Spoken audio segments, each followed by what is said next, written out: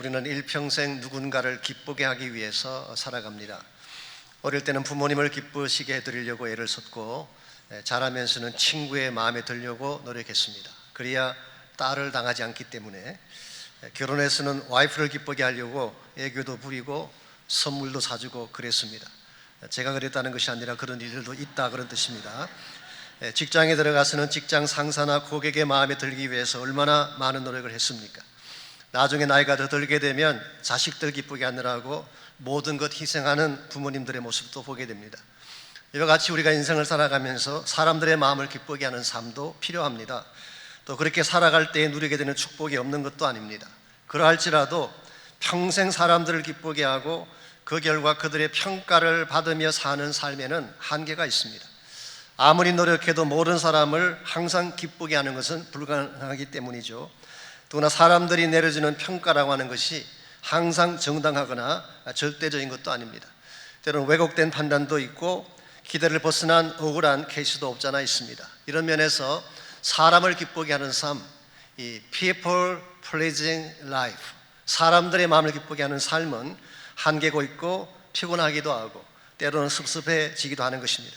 그래서 어떤 분들은 다 소용없어, 이제부터는 나를 기쁘게 하며 살 거야, 소위 말해서 self-pleasing life를 선언하는 분들이 있습니다.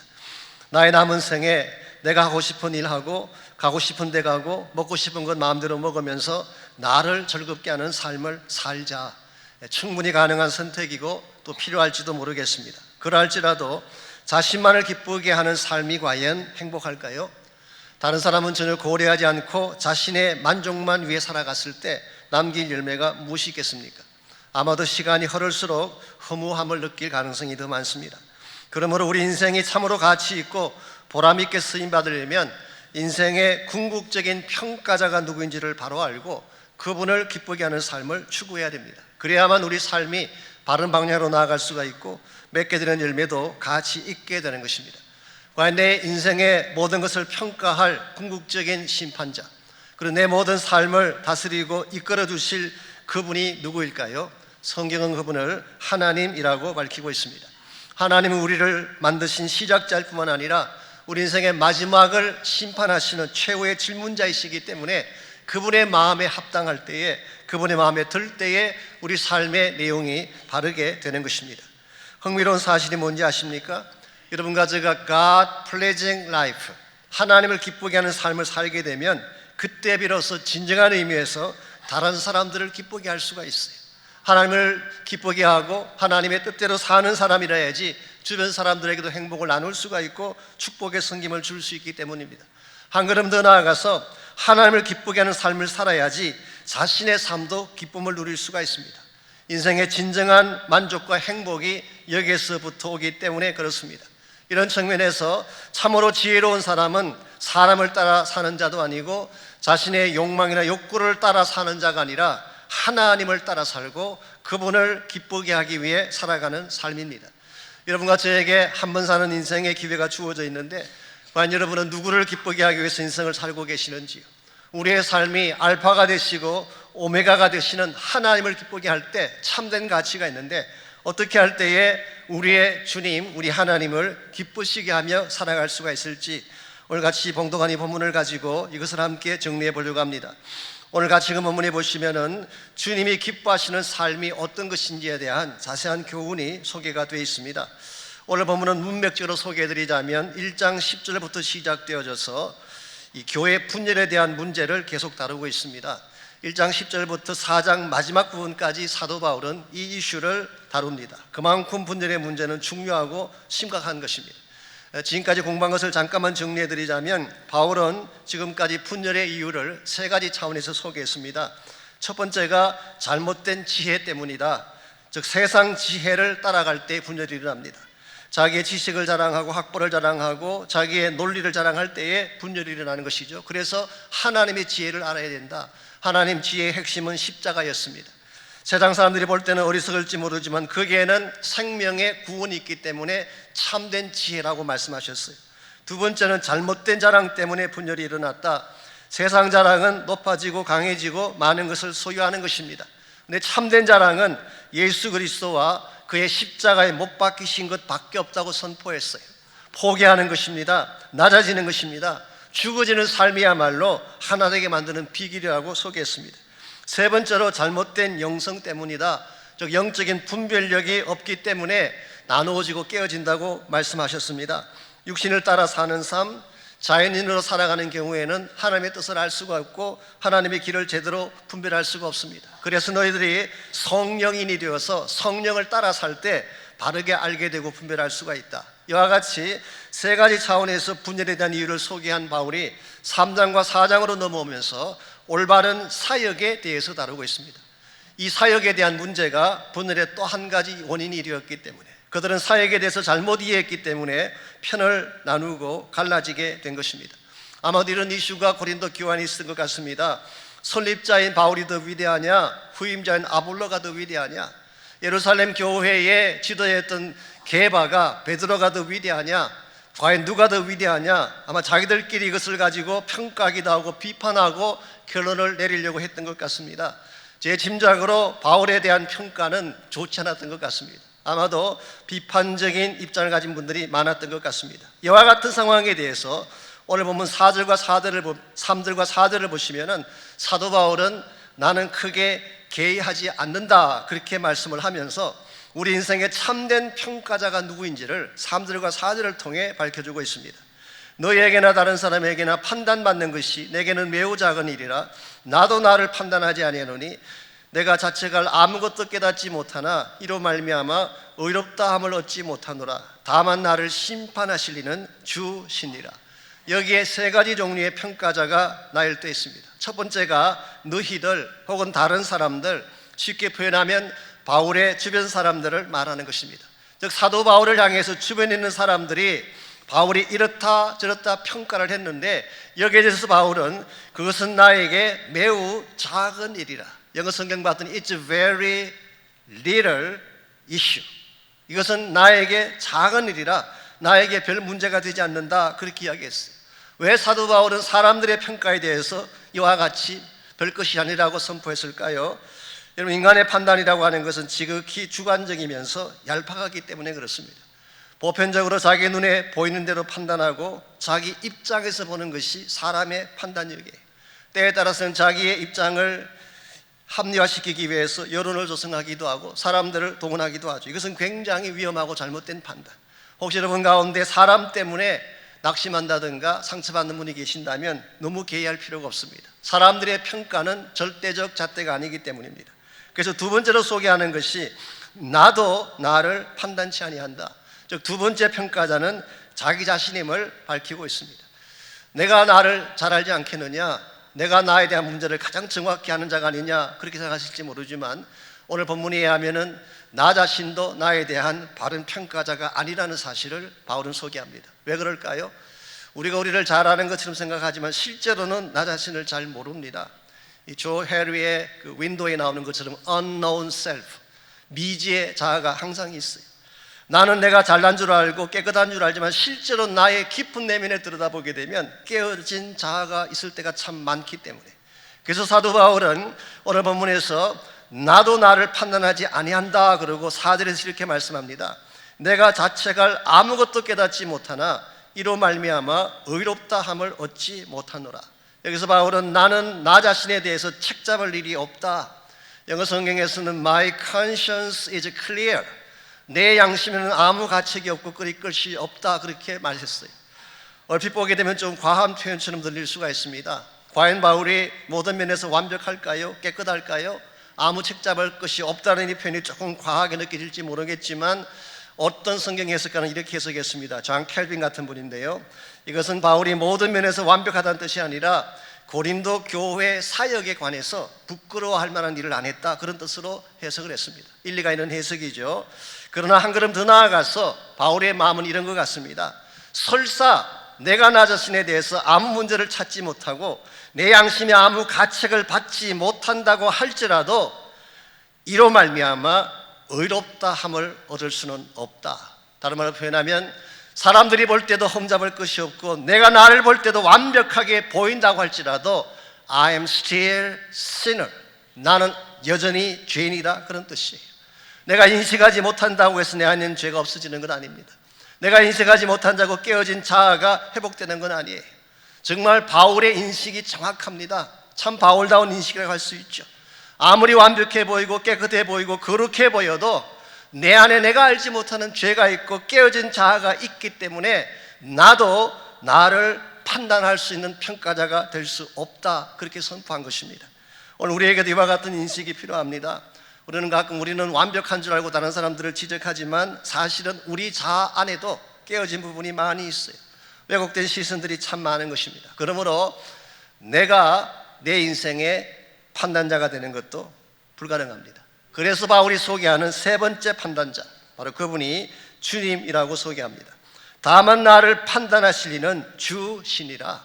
즉 예수 그리스도 한 분만이 나를 판단하실 수 있는 유일한 저지가 된다, 그런 뜻이에요. 왜 그럴까요? 예수는 우리의 내면의 모든 것을 아시는 분이기 때문에, 나의 잘난 부분도 알고 못난 부분도 다 알기 때문에, 예수님이야말로 모든 면에서 의로우시고 공의로우신 참된 재판장의 자격을 갖춘 분이시기 때문에 주님만이 우리를 판단하실 유일한 평가자다, 그렇게 말한 것입니다.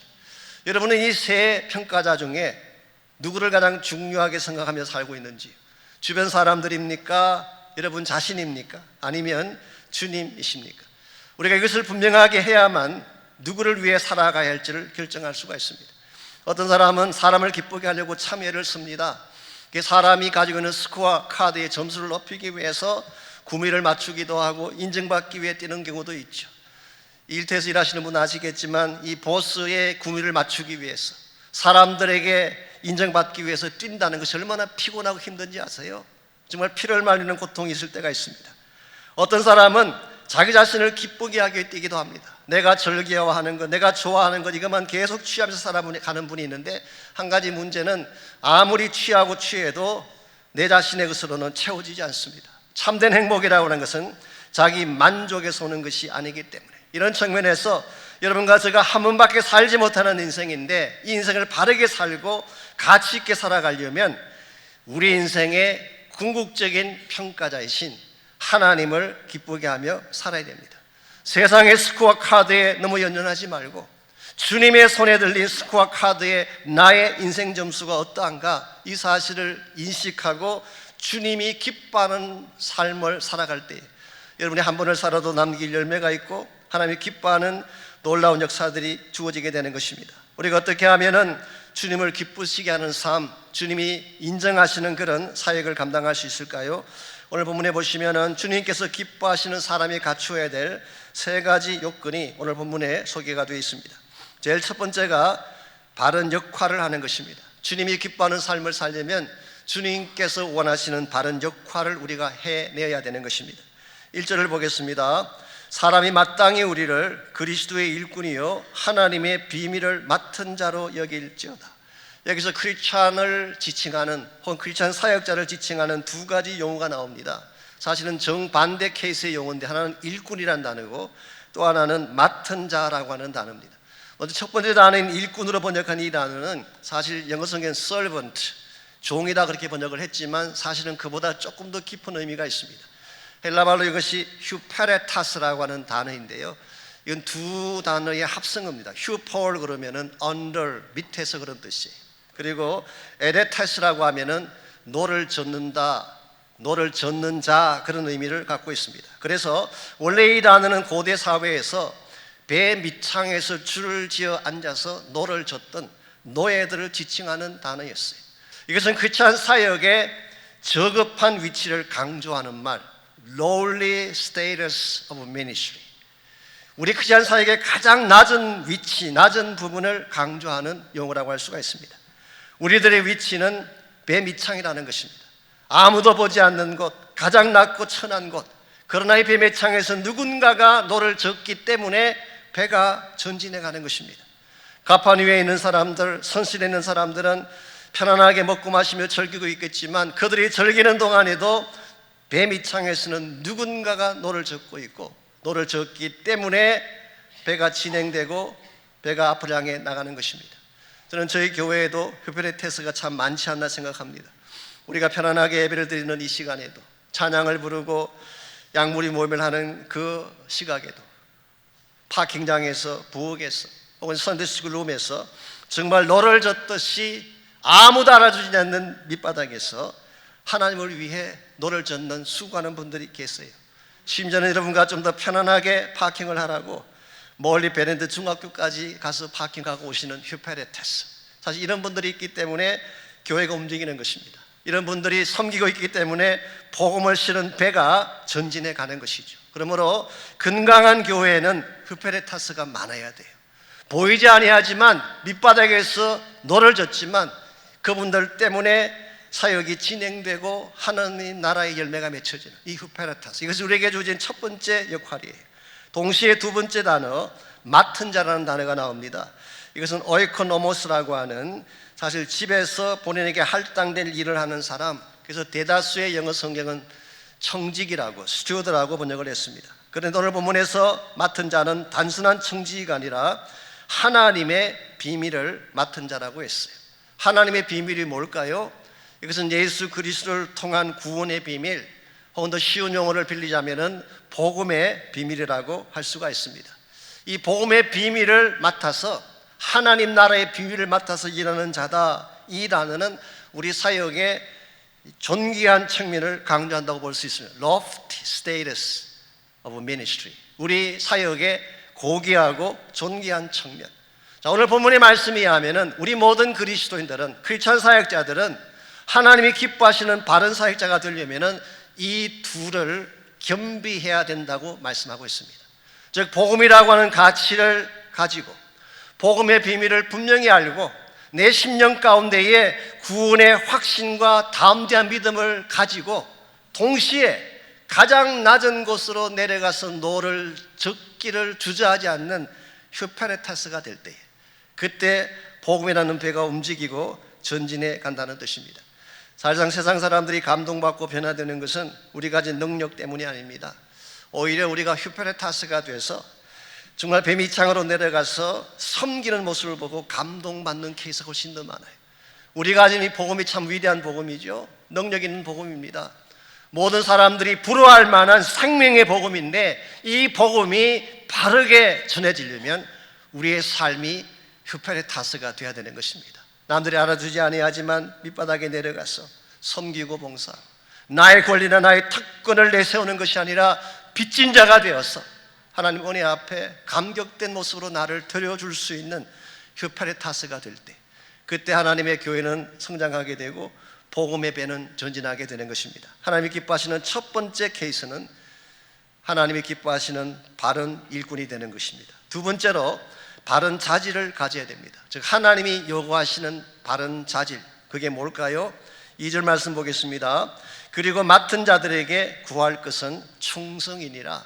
이 맡은 자들에게 구할 것은, 이렇게 번역한 것은 사실은 맡은 자들에게 요구되어지는 것은 그런 뜻이에요. What is required of the steward? 맡은 자들, 스튜어드에게 요구되어지는 것은 그런 뜻이에요. 그것이 뭐라고 했습니까? 충성이다, 그렇게 말하고 있습니다. 대개는 능력을 소유해야지 쓰임받는다고 생각합니다. maybe 세상에서는 그럴지 모르겠어요. 세상의 직장이나 회사에서 사람을 뽑을 때에 유능한 사람을 뽑죠. 똑똑한 사람을 뽑죠. 스펙이 빵빵한 사람들을 채용하지 않습니까? 그러나 능력이 아무리 뛰어나도, 그가 가지고 있는 재능이 아무리 뛰어나도 신실함이 없으면 그 능력은 독이 되는 예가 많이 있어요. 사실 능력이 많고 적은 게 중요한 게 아니라 신실한 것이 훨씬 더 중요하다는 것입니다. 너희들이 얼마나 세상 능력 가지고 있냐, 세상 스펙이 뭐냐 하는 거에 관심이 없어요. 하나님이 요구하시는 것은 딱 한 가지인데, 너희들이 얼마나 충성되냐는 것입니다. 이 충성이 하나님이 찾으시는 유일한 requirement, 유일한 자질이라고 할 수 있습니다. 그렇다면 충성이란 어떤 것을 말할까요?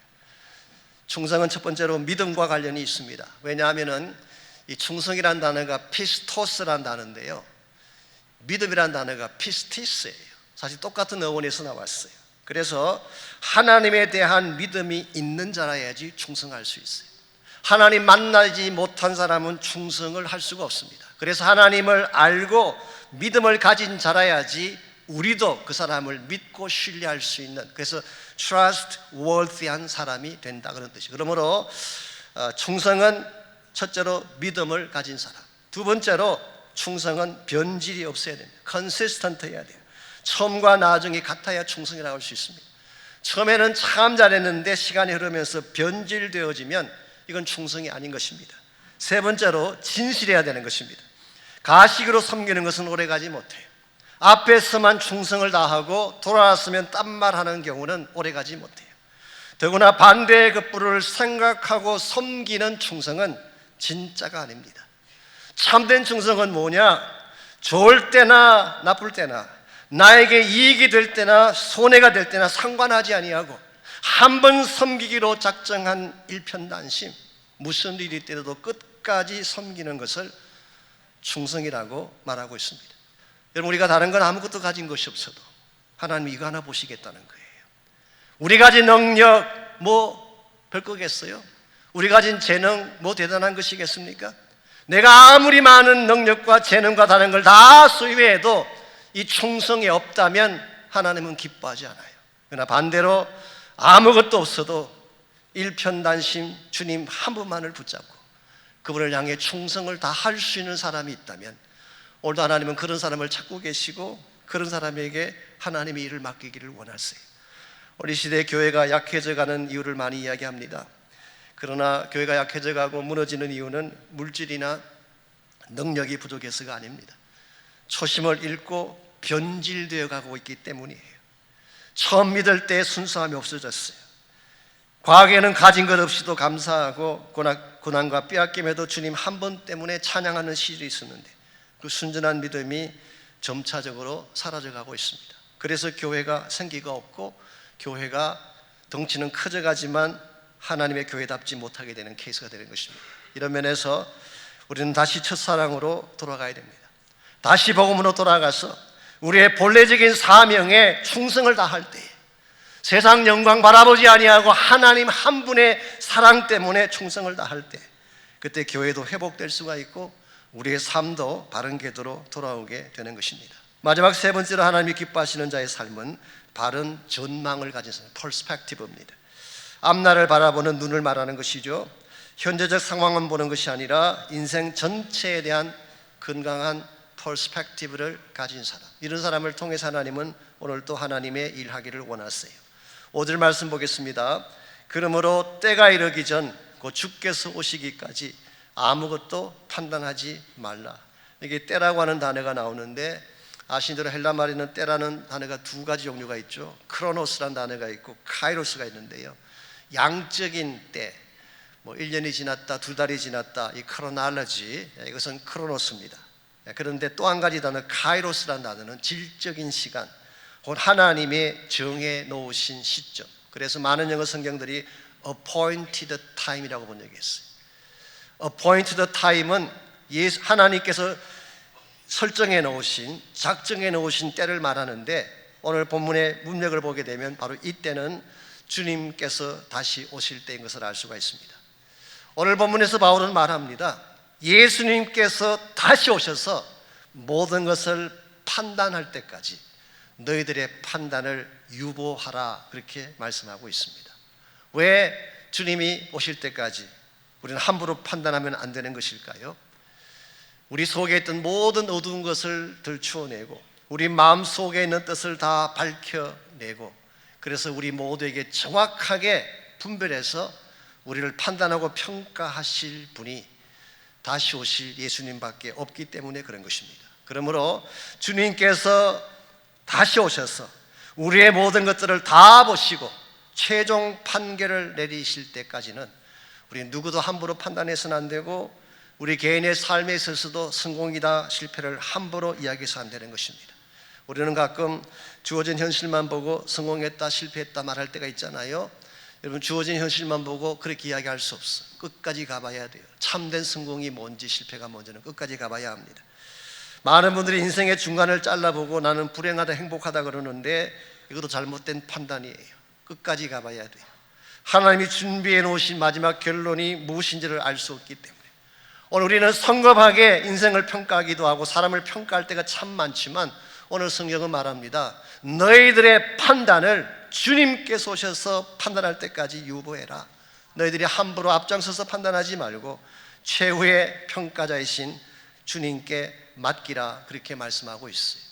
혹시 여러분 가운데에 세상 사람들의 평가나 판단 때문에 마음의 부담을 느끼시든지 좀 마음의 상처를 받으신 분이 있다면 그게 너무 마음을 둘 필요 없습니다. 주님이 판단하시에 그게 진짜예요. 자기 자신이 자신을 판단한 나머지 너무 마음이 다쳐지고 위축되어지고 왜소하게 되었다고 느끼는 분들이 계실 거예요. 그것도 잘못된 것입니다. 주님이 나를 더 잘 아시고 내 모든 것을 판단할 때까지 우리 한 번은 판단하면 안 되는 것입니다. 오히려 우리에게 주어진 현실이 어떠하든지 나에게 주어진 삶이 나를 거스리든지 나를 위하든지, whether it's against me or for me, 나를 against 하든지 나를 위하든지 우리는 상관하지 말고 모든 것을 합력해서 최선을 이루신 하나님을 바라볼 때 여러분 무슨 일이 있어도 흔들리지 아니하고 정말 해야 될 바른 방향으로 삶을 이끌어갈 수가 있는 것입니다. 사랑하는 성도 여러분, 사람들의 평가에 여러분의 인생을 맡기지 마십시오. 그들의 평가는 정확하지도 않을 뿐만 아니라 때에 따라서는 평가할 자격이 되지 않는 경우가 훨씬 더 많습니다. 하나님의 평가에 여러분의 인생을 맡겨야 돼요. 우리가 생각하는 것보다 그분이 훨씬 더 바르고 정확합니다. 나는 내가 아무것도 아니라고 생각할지 모르지만 하나님은 여러분과 저를 위해 위대한 계획을 가지고 계시고 하나님 앞에 순종하기만 하면 그 계획을 펼치게 하셔서 하나님의 나라와 영광을 위해 살아가게 하시는 것입니다. 그러므로 내가 세상적으로 얼마나 많은 것을 가졌느냐가 중요한 게 아니라 내가 얼마나 지성적으로 뛰어난 자가 되었느냐가 중요한 것이 아니라 나의 스펙이 무엇이냐가 중요한 것이 아니라 하나님 앞에 어떤 심정을 가지고 어떠한 마음으로 주님을 바라보느냐가 더 중요한 것입니다. 우리 모두는 다 연약한 존재들입니다. 세상과 비교하면은 갖춘 것도 없고 가진 것도 부족한 저희들이죠. 그럴지라도 우리에 있는 모습 그대로 주님께 우리를 드려서 주님이 인정하시는 충성된 주의 종이 되기만 하면 하나님이 우리를 사용하세요. 영광된 존재로 만들어 주시는 것입니다. 그러므로 우리 한 가지 소원이 있다면은 주님의 기쁨 되는 것. 내 가진 것이 적을지라도 내 몸짓 하나, 나의 입술 하나, 나의 손발 하나까지도 내가 행하는 모든 일 하나하나가 다 주님께 기쁨 되는 것. 이것이 우리의 평생 소원이 되고 이것을 위해 기도하며 살아갈 때에 여러분은 한 번을 살아도 값지게 살 수가 있고 인생을 다 산 후에 우리 삶의 마지막 평가자인 주님 앞에 잘했다 착하고 충성된 종아라고 하는 칭찬을 받게 될 것입니다. 이 시간 우리 모두가 이 사실을 기억하고 함께 기도하면 좋겠어요. 세상은 우리를 평가할 수 없습니다. 사람들도 우리를 평가할 수 없습니다.